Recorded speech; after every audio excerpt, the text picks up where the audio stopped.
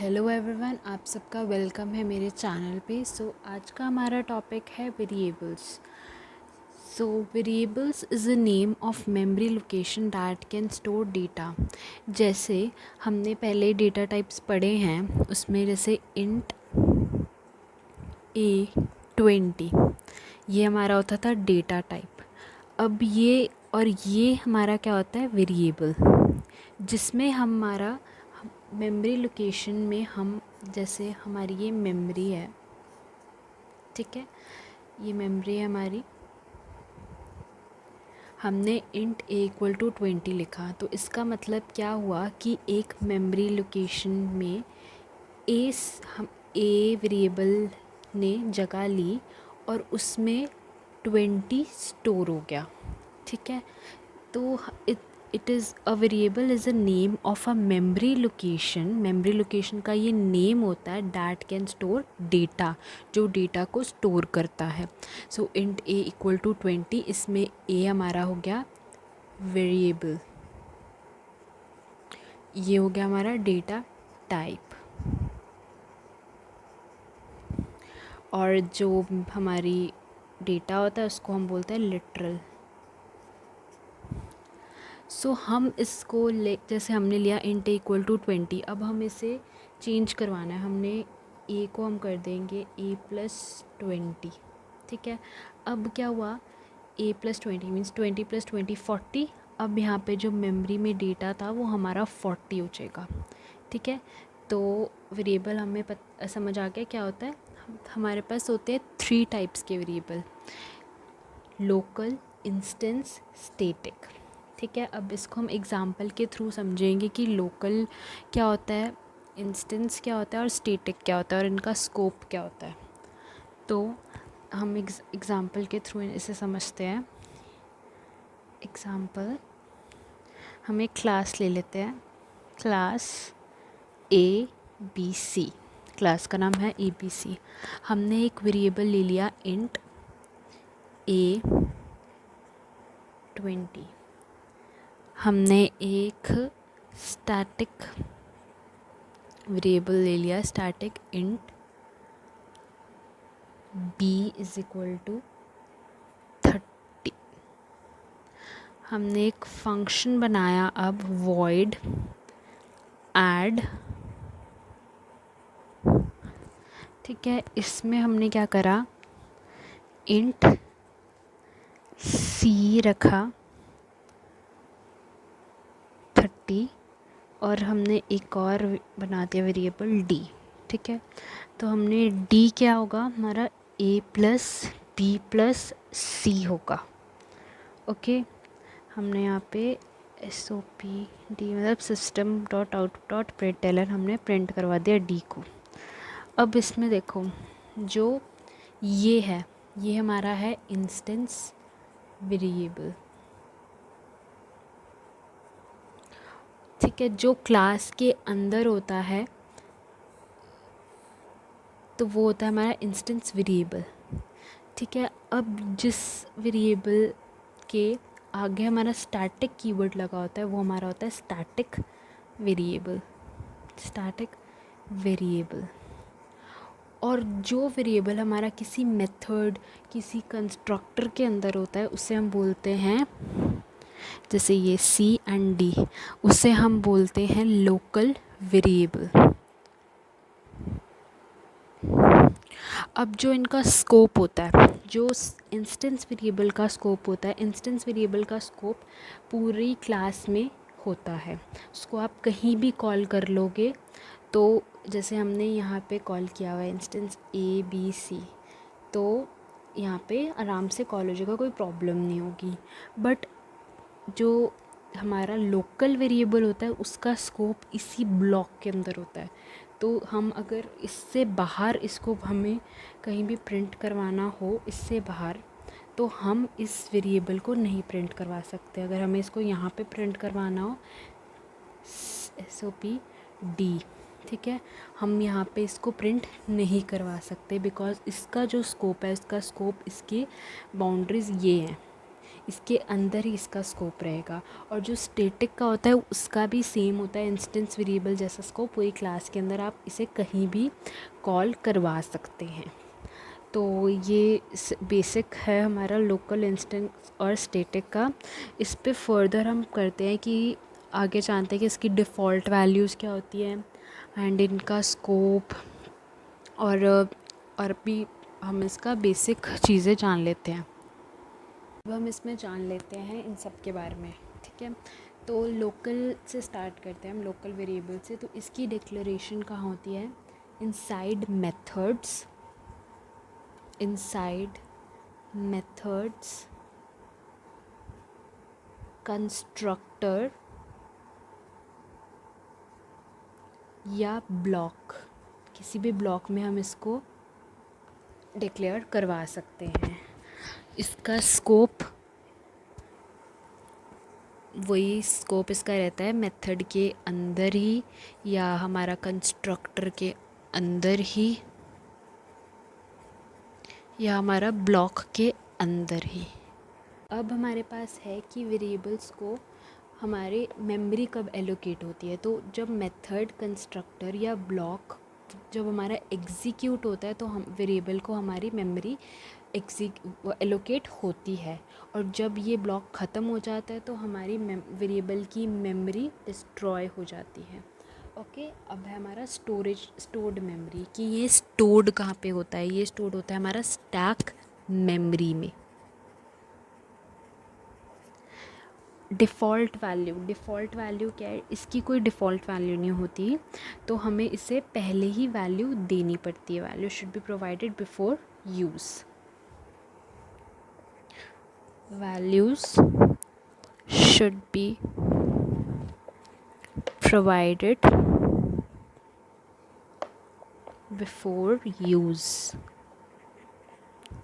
Access specifier क्या होता है? हमारे प्राइवेट, पब्लिक, प्रोटेक्टेड, इनका क्या काम होता है वो हम आगे पढ़ेंगे। पर इसमें इतना जान लेते हैं कि इसमें हम लोकल वेरिएबल में हम एक्सेस स्पेसिफायर का यूज़ नहीं कर सकते, can not be used.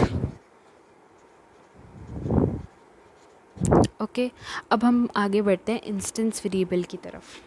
Instance variable का जो डिक्लेरेशन होती है वो हमने पढ़ा था इनसाइड द क्लास होती है, बट ये किसी मेथड के अंदर नहीं होती।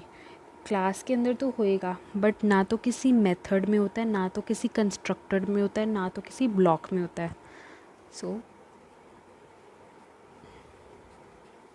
Inside the class but not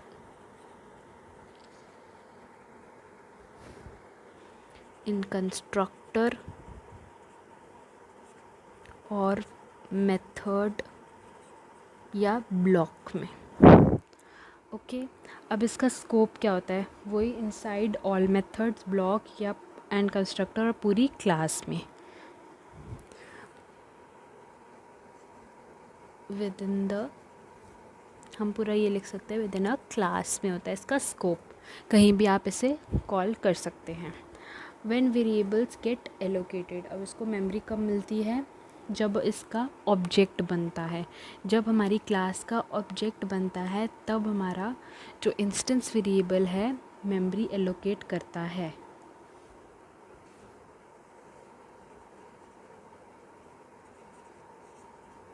Just created।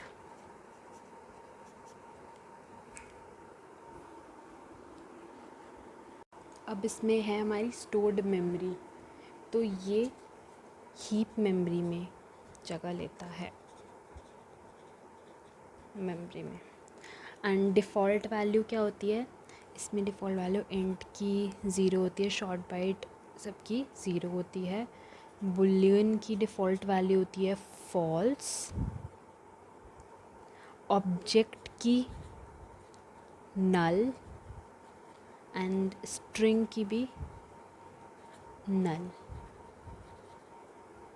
और एक्सेस स्पेसिफायर का यूज़ कर सकते हैं या नहीं? तो इसमें हम यूज़ कर सकते हैं, कैन बी यूज्ड। अब हम आते हैं स्टैटिक पे। तो स्टैटिक क्या होता है? हमने पढ़ा था स्टैटिक के बारे में। इसकी डिक्लेरेशन कब होती है? इसकी डिक्लेरेशन होती है with in the class, same उसकी जैसी with in the class, but इसमें क्या होता है? With static keyword, with static keyword. Scope इसका क्या होता है? बिल्कुल सेम होता है इंस्टेंस वेरिएबल जैसे कि within the class, within class. और ये इसको कब मेमोरी मिलती है? जब हम when we run the programme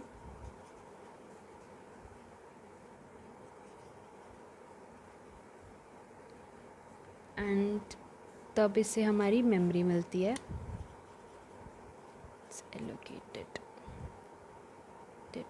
okay, तो जब हम प्रोग्राम को रन करते हैं और जब हमारी डॉट क्लास फाइल लोड हो जाती है तो तब हमारी इसे स्टैटिक वेरिएबल को मेमोरी मिलती है, और जब हमारी डॉट क्लास फाइल अनलोड हो जाती है तो वेरिएबल में की जो मेमोरी होती है वो डिस्ट्रॉयड हो जाती है। So if dot class file जब हमारी, मतलब डॉट क्लास कौन सी? बाइट कोड फाइल लोड होती है तो मेमोरी मिल जाती है। जब ये अनलोड होती है, unload, then memory of variable gets destroyed,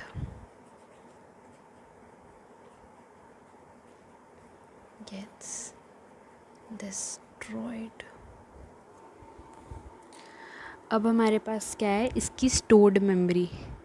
तो इसकी स्टोर्ड मेमोरी क्या होती है? स्टैटिक मेमोरी होती है, ना तो ये heap memory. Non heap memory या उसे हम बोलते हैं स्टैटिक मेमोरी। तो इसमें क्या था? स्टैक मेमोरी, इसकी थी हीप मेमोरी और इसकी है स्टैटिक मेमोरी। डिफ़ॉल्ट वैल्यू इसकी सेम होती है इसकी जैसी, इंस्टेंस वेरिएबल की जैसी, और इसमें हम एक्सेस स्पेसिफायर का यूज़ कर सकते हैं, कैन बी यूज्ड। अब हमारे पास क्या है? एक और चीज़ हम सीख लेते हैं कि हम इंस्टेंस वेरिएबल को एक्सेस कैसे कैसे कर सकते हैं। एक तो हमने पढ़ लिया कि सीधा डायरेक्ट नेम से हम एक्सेस कर सकते हैं। अब एक और चीज़ है कि अगर हमारे पास, जैसे मैं आपको एग्जांपल के थ्रू समझाती हूँ इसे। एक हमारे पास क्लास है ABC, ओके। हमने, ये हमारा इंस्टेंस वेरिएबल हो गया। एक हमारा हो गया, वही हम एग्जांपल ले लेते हैं, b = 20। ये हमारा क्या है? Public static. ये हमारा एक मेन फंक्शन है, मेन मेथड है, जावा का main method, public static void main string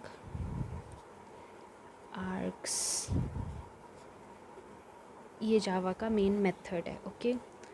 तो अगर हमने वैसे किया था तो सीधा हम डायरेक्टली क्या कर रहे थे? हमने क्या करा था? सिस्टम डॉट आउट डॉट प्रिंटलाइन, ये है प्रिंटफ की हमारी जो प्रिंट करती है। तो सिस्टम हमने सीधा बुला लिया था इंस्टेंस वेरिएबल को, बट ये अब हमें एरर देगा। एरर क्यों देगा ये?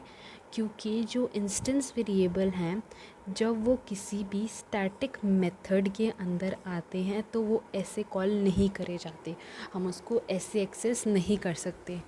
उसको हम कैसे एक्सेस कर पाते हैं? उसे हमें उसकी क्लास की ऑब्जेक्ट बनाना पड़ता है। हम इसके बारे में पढ़ेंगे आगे कि ऑब्जेक्ट वगैरह कैसे बनाते हैं। आप अभी ये देख लिए, हमें इसका ऑब्जेक्ट बनाना पड़ता है, न्यू ABC, ओके। अब हम इसे एक्सेस कर सकते हैं ऑब्जेक्ट के थ्रू।